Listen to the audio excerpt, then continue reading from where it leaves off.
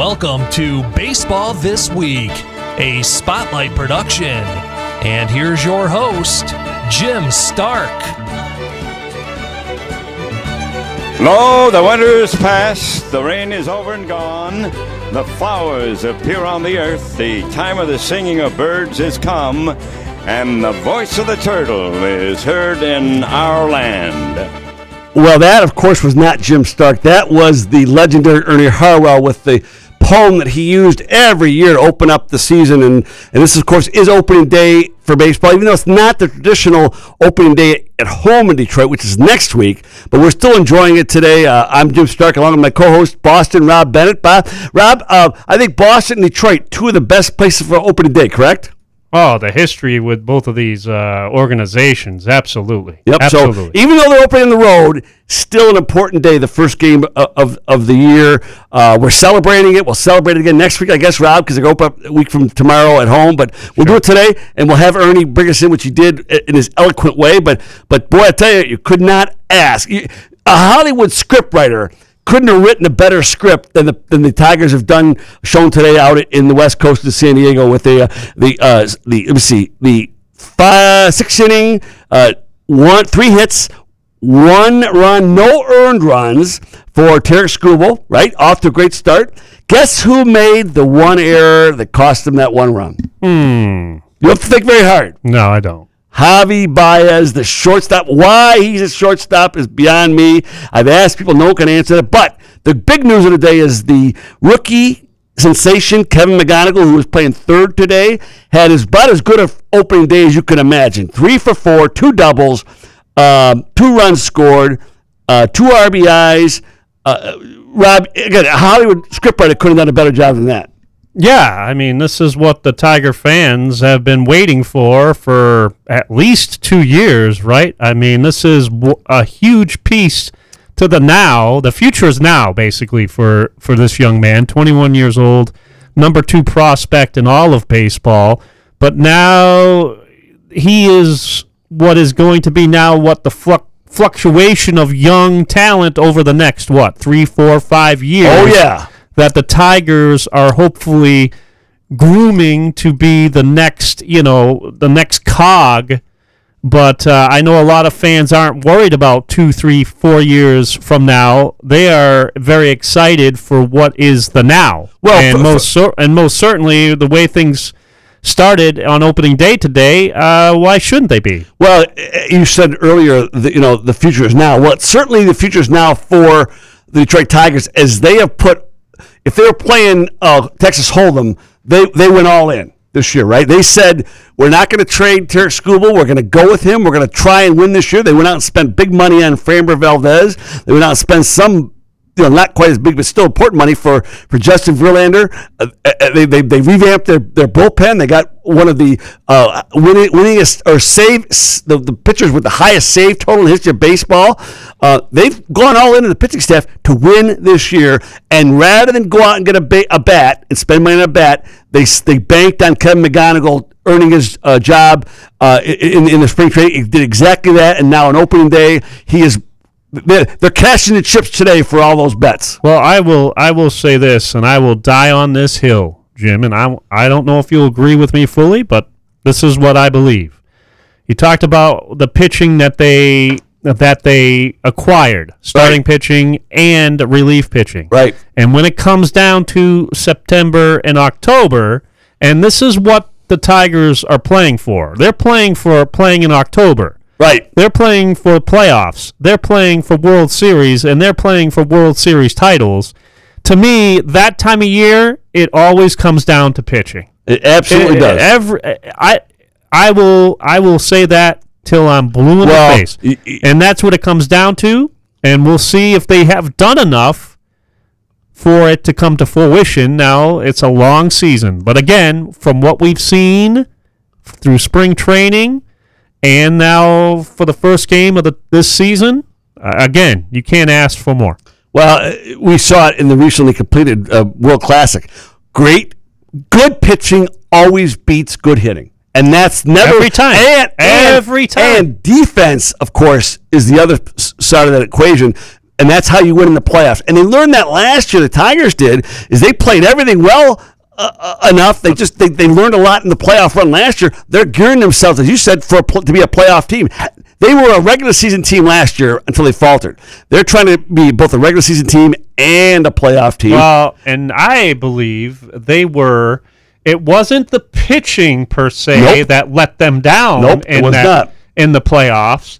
It was the lack of hitting. Yeah. Because of the pitching they were facing. Well, so again, they weren't, and the Tigers weren't just gambling on adding McGonigal. They were also gambling that players like Colt Keith and Dylan Dingler and Parker Meadows would all have steps up in their games offensively, right? Then they were also gambling that the Gleyber Torres and Rick and Riley Green and Spencer Torkelson would all have as good a year. That was the gamble. Right? Well, yeah, they're betting on their homegrown players. Their homegrown talent. They're betting on that, and that's what Scott Harris has said since day one that he got the job here. That's where that's where they put all their money. They're putting their money there. They're not spending on a free agent. They didn't go out and get a big trade like I was advocating for. No. But I'll tell you right now, Dylan Dingler, who he and McGonigal batted right next to each other in the order, had an equally good first day,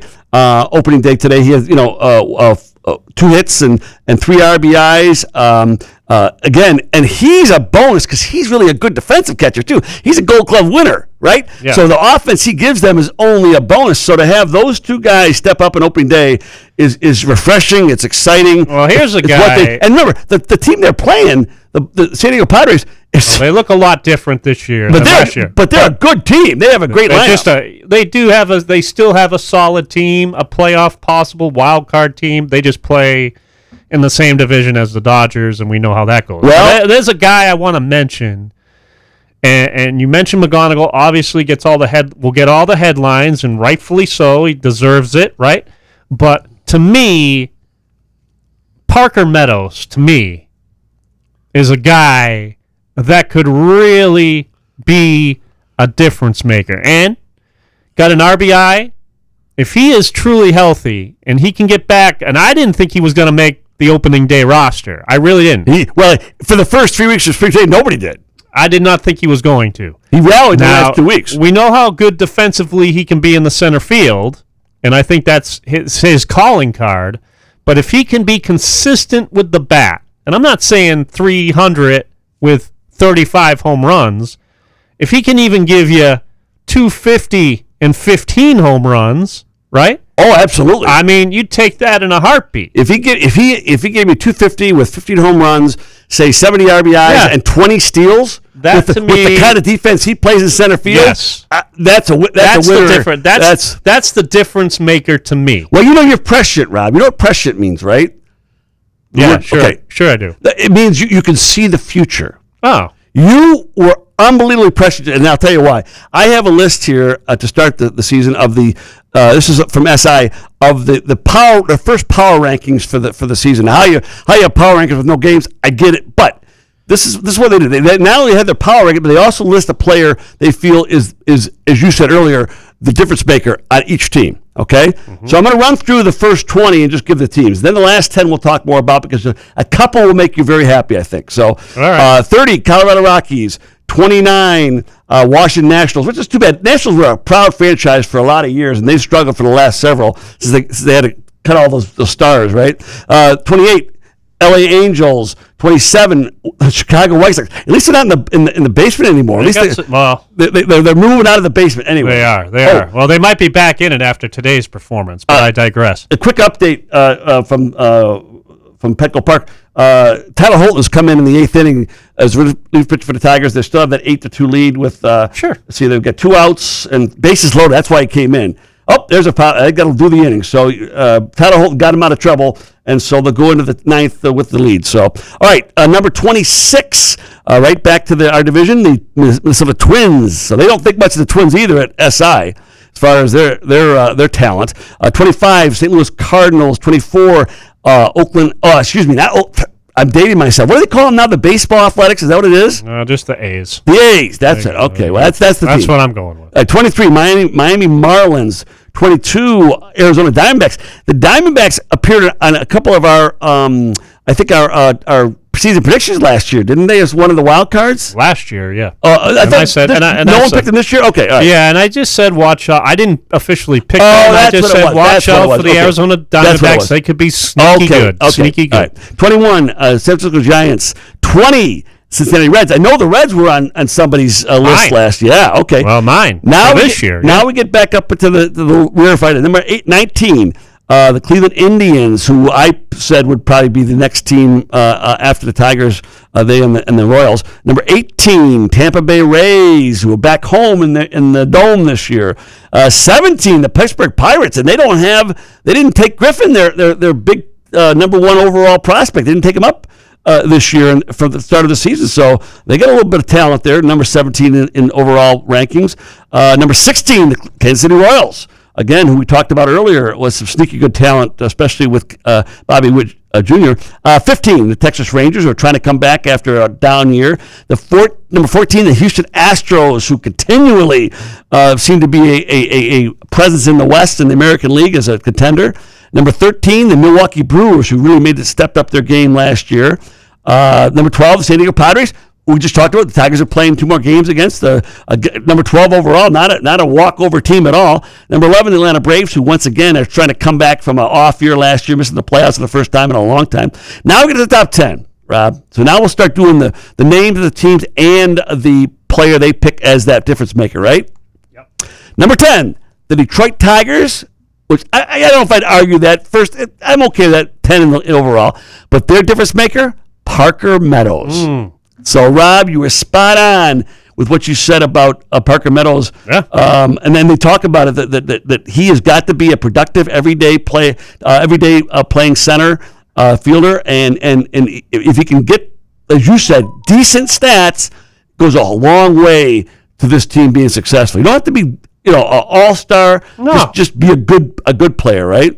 Yeah, just be consistent. Yep. Yeah, just be. I mean, we'll see. I mean, hopefully now, number one for him is he fully healthy? Yep. And can he stay healthy? And can he stay healthy? And like I said, it's all about, as Scott Harris would say, controlling the strike zone. And I mean, and you could say that about a lot of Tigers this year as we move forward, controlling the strike zone when you're up at bat. Not only for the pitchers, but for the hitters as well. Well, now we're moving into a lot of teams that we talked about last week in our predictions for the season. Number 9, Chicago Cubs. Their key player is starting pitcher Edward Cabrera, who's a young guy, but again, like you said earlier, it starts and ends with pitching, right? Number 8, the Philadelphia Phillies. Their key player they're talking about is second baseman Bryson Stott, who you wouldn't think they might have picked with guys like Bryce Harper and Trey Turner and Kyle Schwarber. Well, again, you know what you're going to get with those guys. Yeah, that's true. This is X factors. These are X factors. I mean, this is the people that need to take that next step. Yep. Rookies that really need to make an impact for this team, for these teams to have. I mean, you know what you're going to get from Bryce Harper.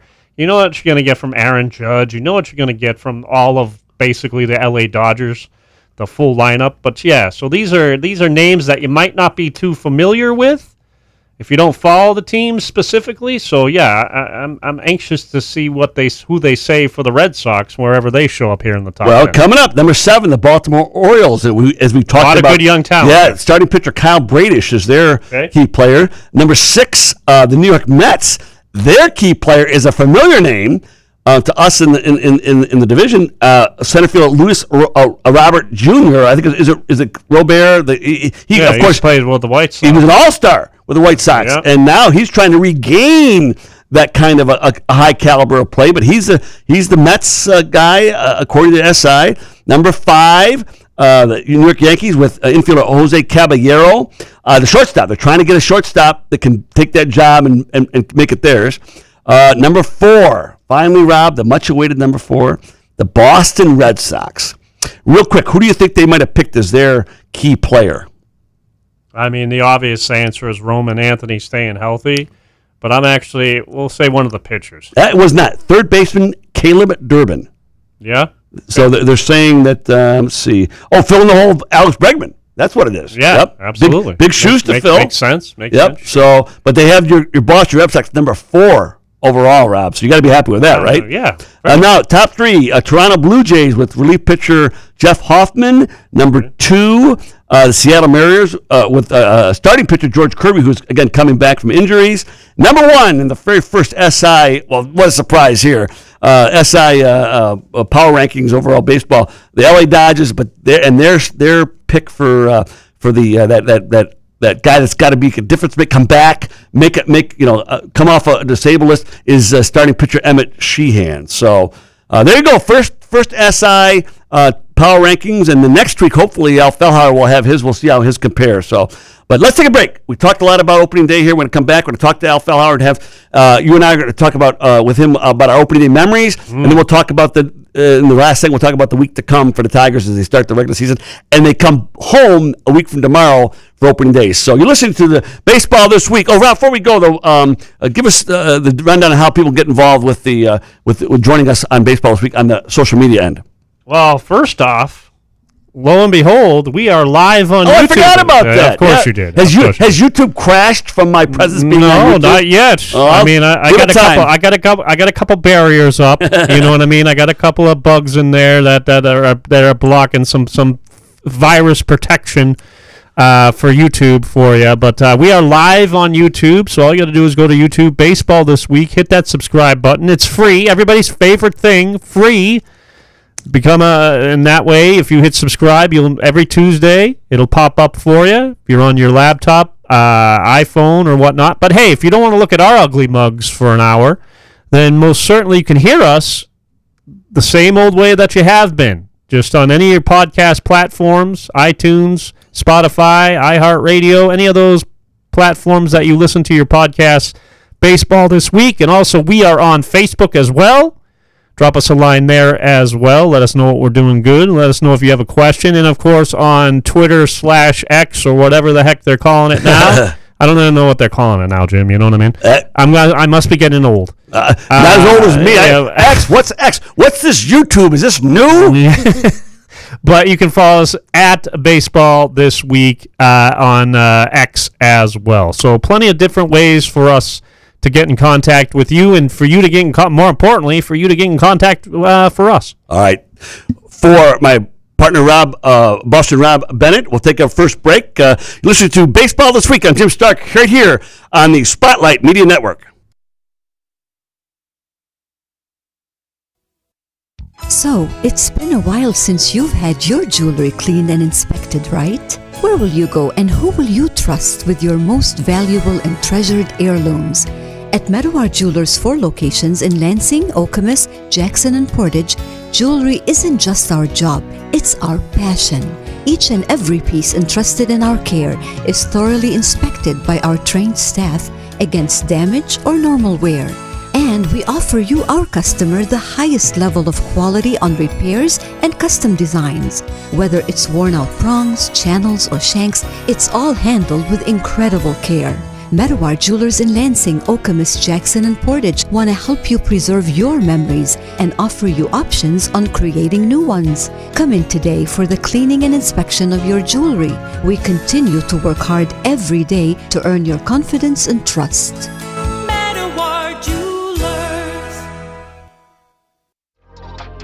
Are you passionate about college sports? Foster Swift Sports Talk is your go-to podcast dedicated to addressing the hottest topics in college athletics, including recruiting practices, NIL, the trade portal, collectives, and revenue generation. Join us as we bring you insights from student athletes, college head coaches, administrators, and other industry leaders as they share their experiences in this rapidly changing arena. Our mission is to share information and help educate student athletes, parents, coaches, and other stakeholders with the knowledge, resources, and strategies they need to make informed decisions and maximize each college athlete's potential for long-term success. Check out our latest episode where we're joined by Chicago Bears offensive line coach Dan Richard to discuss the Bears' 2025 successful season and his coaching career in general.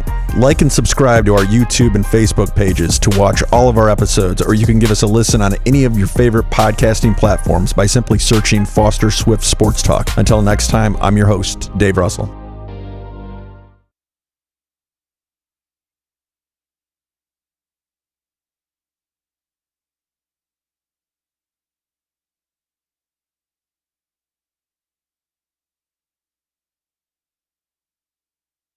Go get 'em, Tiger. Row. We're all behind our... Well, we're certainly behind our baseball team. Today is the first game of the 2026 season is officially in the books. Detroit Tigers defeat the San Diego Padres 8-2. Will Vest, who recently made an appearance in the World Baseball Classic, came in for the final inning to seal up that 9-inning victory. And believe it or not, Kevin McGonigal wasn't done. He had to add a little bit of frosting to this cake of a first game by going 4 for 5, 4 hits in his opening game. How do you ever compete with that if you're Kevin McGonigal? But again, it was a storybook first opening game for him from third base, and good for him and good for the Tigers. It's what they wanted, Rob, and it starts the season off exactly like what you'd picture if you were trying to design this on a computer. Yeah, it's like a movie script for Kevin McGonigal, right? Yep, absolutely. And it's a movie script for the fans that have been waiting patiently for him. I remember last year, real quick, everybody wanted him to be up last year, at the end of last year, right? Right. And then, I mean, this has been a couple of years now in the making for this guy, and it's a long season. I mean, he's gonna. Let's put this in perspective. Yeah, save the clips. Save the headline. I know there's else. a couple of people out there that are already, polishing up the Rookie of the Year trophy for him. Right. But let's just settle down. But again, for a first game in the majors, you can't ask for anything better than what he did, not only at the plate, but also in the field as well. Yeah. I mean, a 5-tool player. Yep. Capability, and he showed a lot of that today. And like I said, and he most certainly will most certainly continue to talk about him for a very long time, hopefully in a Detroit Tigers uniform. Well, another of the stars on this Tigers team who had a great first day was Tarik Skubal, who's 1-0 now, 6 innings pitched, just 1 run. It was an unearned run, 3 hits, 6 strikeouts, and 0 bases on balls. Typical outing for Skubal. And the bullpen did a nice job. It's easier to do it when you got a big lead, of course, but Drew Anderson, Tyler Holton, and Will Vest. Enjoy it now, everybody. Enjoy it now. Well, and for the fans that were there, Tiger fans, I don't know how many Tigers fans out there in San Diego. Yep. Tigers fans travel well. Yep. But man, what a memory for them. And what a memory for Kevin McGonigal. He only has one opening day, first day in the major leagues, and it couldn't have been any more memorable. So good for him. So, all right. Speaking of opening day memories, I want to talk a little bit about that, Rob. But I want to see if we can get our one of our contributors to join us right now, because he's older than me. He's had probably more opening. He may be older than Jack, I think. Maybe he's had more opening day memories than me, and I want to see if he's got a couple to share with us. And that's Al Fellhauer. Hey, Al, how are you? I'm good, Jim. How are you? You're late as usual, I see. We're late? What are you talking about? What are you talking about? We had 6:40. I get a call at 6:52. Because we had more important things to talk about than talking to you. Is that a surprise to you? What could be more important than talking to me? Certainly not. Certainly not. I'm sure Rob had something important to say, but I couldn't imagine that you would have had anything important to say. Well, all I know is we spent a lot of time talking about a great opening day victory. Do you know the Tigers are playing today? Do you remember that today? Oh, I'm into basketball. Did the season start today? Yeah. No. Well, yeah. Hey, Kevin McGonigal had one of the great opening days of any Tiger. Certainly we can remember, maybe in Tiger history, with 4 hits. That might be the best first game ever by a Tiger. Well, I have to look it up, but certainly one of them, anyways. 2 RBIs, 2 runs scored, 4 hits. A great opening day memory for him. Tarik Skubal starts right off with a 6-inning, a 1 run, but it's unearned, 6 strikeouts, no walks. So typical good outing for him. But Al, I want to ask you, you've been around baseball a long time. Give me a couple of your favorite opening day memories. Well, I don't know if they're all favorites or not, Jim. The one I remember most of all, and I can't really tell you the year, but it was several years ago in Old Tiger Stadium, and it was played at the 7th inning. It was played in a blizzard from the 7th inning on, and I can remember getting beat by the then Cleveland Indians. I think it was Kenny Lofton beat us, but it just had to be that was one of the strangest games. I mean, it started out as a great opening day, and then the weather deteriorated and a blizzard came. Well, one thing about Old Tiger Stadium that I remember, when it got cold, it held the cold in there. It never even if the sun came, it never warmed up. It took a long time because that stadium was so enclosed, and it just felt cold. When the air was cold, it felt cold. It was like sitting in an icebox. It always felt like an old, dingy, cold barn or something. Yeah.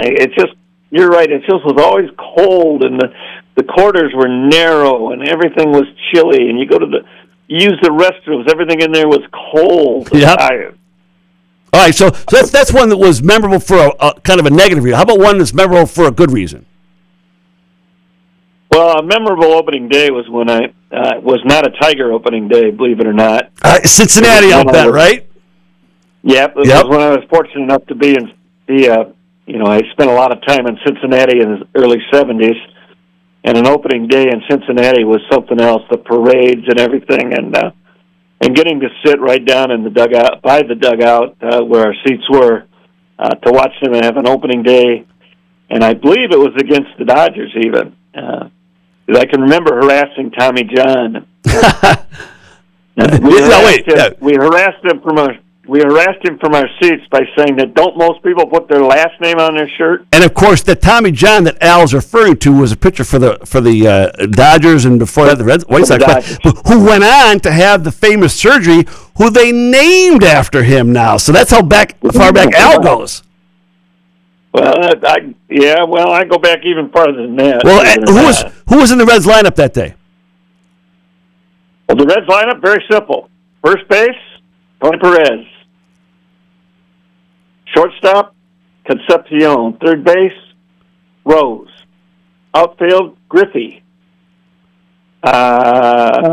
Griffey, help me out here. Geronimo in center. Foster and Geronimo. Oh, Foster in left. Bench was the catcher. Morgan was at second base. Yep. And Seaver was the pitcher.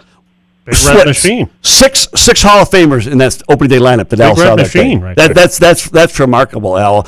And that might have been. We've had some great seasons in Detroit, and you and I have spent some great seasons with the Tigers. But I'll tell you what, that 75 season with the Reds was something else. And let's not forget, I said 6 Hall of Famers on the field. One more in the dugout was Sparky Anderson. Yep, absolutely. And who would have ever thought he was going to come to Detroit at that time? One of the great... it was an amazing season. I was able to be in Boston and go to games in Boston and every one in Cincinnati. And big memories of the baseball. The opening day was really special, always special in Cincinnati. The snow in Detroit with Kenny Lofton trying to chase the ball down in the snow, and day, and I can't. Rob or Al, Rob and I were talking earlier about opening days, and we were talking about Detroit and Boston as being great opening day cities, and Cincinnati, those maybe the three best. If you wanted to list the three best opening day cities, I think you could do really well to say Detroit, Boston, and Cincinnati. Yeah, well, and the opening day that I got to spend at Tiger Stadium with J.P. McCarthy was very exciting. Okay, well, was a thrilling day. You're dating yourself, Al. No, most people don't know who J.P. McCarthy is. I'm old. Yep. All right. All right. Listen. All right. We're cutting a little bit short on our show tonight, so we're gonna talk to you next week. You're gonna have your first power rankings next week, correct? Next week. Next week, right? I bring my stats up to date on. Then sometime Monday, Tuesday, or Wednesday, I get the numbers because it takes a little longer to do those. All right. Well, we're going to talk to you next Thursday. I have a first.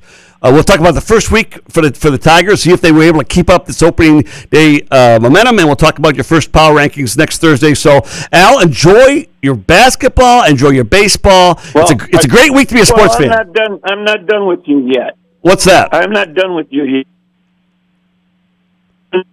I think it's cutting out, Rob. Al, we'll talk to you next week. So before we get out of this segment, Rob, I do want to go back to something we talked about earlier. Opening day, okay? We talked about Parker Meadows as being important. You mentioned that earlier. Here's how important Parker Meadows is to becoming a everyday center fielder for the Tigers, right? If you go back over the last 10 years for the who had the most starts in center field, okay, over the season, get these names, all right? In 25 was Ryan Kreidler, 24 was Parker Meadows, 2023 was Riley Green, 22 was Akil Baddoo, also in 21. In 20 and 19 were Jacoby Jones.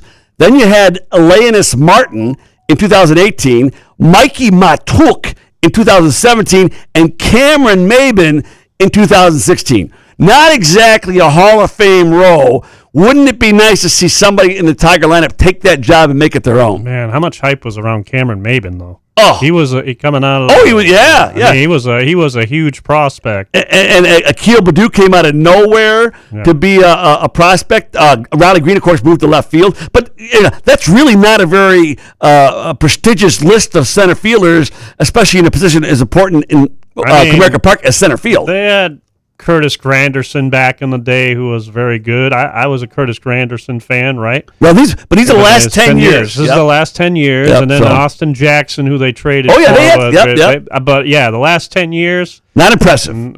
We'll see if Parker can bounce back, because he has the capability for sure. And he's still a young kid. I shouldn't say kid. 23. Yeah. All right. So. All right, we'll take a break, come back with our final segment for tonight's edition of Baseball This Week. I'm Jim Stark along with Boston Rob Bennett here on the Spotlight Media Network.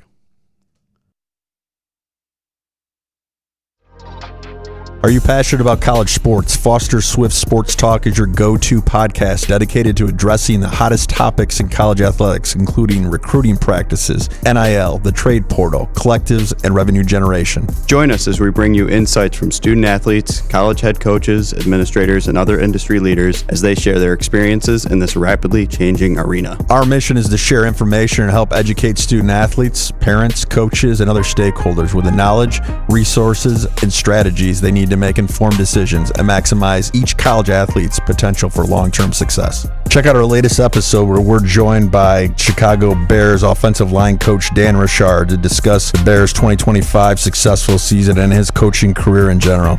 Like and subscribe to our YouTube and Facebook pages to watch all of our episodes, or you can give us a listen on any of your favorite podcasting platforms by simply searching Foster Swift Sports Talk. Until next time, I'm your host, Dave Russell.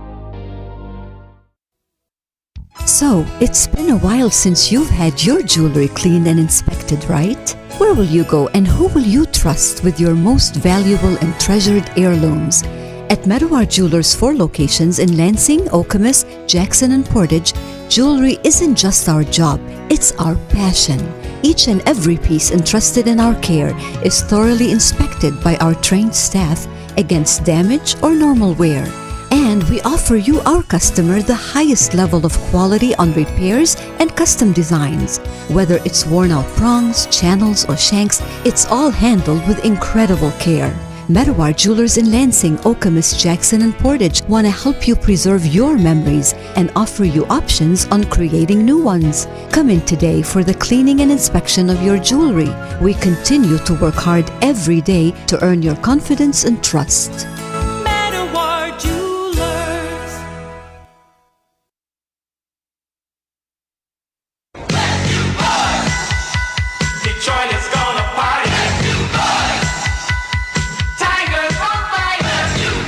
Well, there'll be some partying out in San Diego tonight, I think, for the Detroit Tigers. I mean, not too much, still just one game, but certainly you couldn't ask for a much more celebratory opening game in the 2026 Detroit Tigers baseball season with that very, very exciting 8-2 win over the San Diego Padres. Again, if you haven't heard or you're following the game, Ken McGonigal had just an extraordinary opening day, going 4 for 5 with 2 doubles, scored 2 runs, had 2 RBIs. Just can't imagine much better of an opening day for anybody. Dylan Dingler also had a good game. Went 2 for 5 with 3 RBIs, and of course, becomes almost like repetitious. Tarik Skubal had another great game opening day. 6 innings pitched, 3 hits, 1 run. It was unearned, 6 strikeouts, and no bases on balls. The Tigers are right where they want to be. 1-0 after 1 game early in the 2026 season. Yeah, I mean, you put it all in a nutshell. I mean, let's not get ready for the World Series parade just yet. But again, we're being repetitive here, but it's the first glance at what this Tigers lineup can do and what this pitching staff can do. I'm very anxious for the next game against the Padres with Valdez on the mound for the Tigers. Yeah, we'll see what he's capable of doing. He had a very good. I thought he had excellent spring. So we'll see if he can continue that, and he could be for that X factor in the pitching staff. It just depends on what type of pitcher we get with him.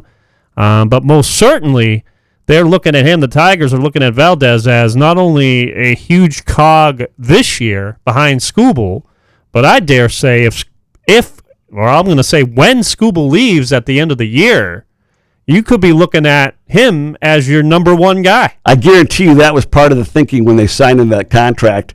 But yeah, he pitched the day I was down in spring training watching that game, Robin, and he keeps the ball low. He's a ground ball pitcher. He's kind of stocky. He's only about 5'10", and but so he's not the mark of athleticism like you might think some guys are, like a Justin Verlander. But he's effective, and as you said, having that depth.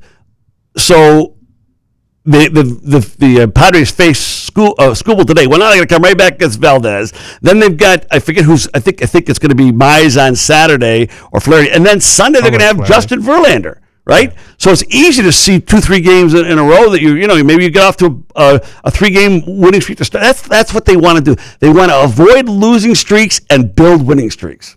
Yeah, and I mean, how much are you going to get from Verlander? I mean, this isn't the Verlander of 20. I think people realize this isn't the Verlander of 2014 or 2013. But if he can give you, I'm saying if he can give you 4 or 5 solid innings and keep you in games, that's what you're looking for, right? I want the Verlander from last year, from July on, when he went 6-2, and I mean he really had a good and proved he can still pitch. I think if Verlander can win 8 to 10 games this year, Rob, that they would take that and run with it. Give me Verlander, solid Verlander for 4 or 5 innings an outing. Yep. No, he's not going to go. He's not going to go 7 or 8 innings. But you know what? They don't anyways. But they don't anyways. that isn't. They don't. But he's not go 6. Yeah, I mean, but you know what I'm saying. Yes. Though. I do. That's and all they want from him. He's not going to be mowing people down. Nope. Right. I mean, like you know what though, he was before when he was here, and But he still throws strikes in the upper 90s. Yes. And if he's on, he can still be a very effective pitcher. But you're right, Rob. They may even go 3 or 4 innings with the depth that they have in the bullpen. They like to have so. But you're right. Whenever you pitch, they want to be effective. Yeah, I mean, but again, you don't expect him to go 7-8 innings. Nope, I mean, if you're thinking that, then you're sadly mistaken. You know what? That can't be. That can't be on the scorecard for Justin Verlander if I get out of my 5th starter 8 to 10 wins and 4 to 5 innings to start, I am thrilled. What's your so 10 wins is your max for him? Is that I don't see him winning more than 10. I think 8 to 10 is probably his sweet spot, I would think. He'll tell you more, obviously. Well, sure. But I think, for a 5th starter who's 43 years old, I'll take 8 to 10 wins any day. So. Hey, and Kate Upton might show back up at Comerica Park, you know what? which is also a plus. Maybe that'll take place. That'll take the place of the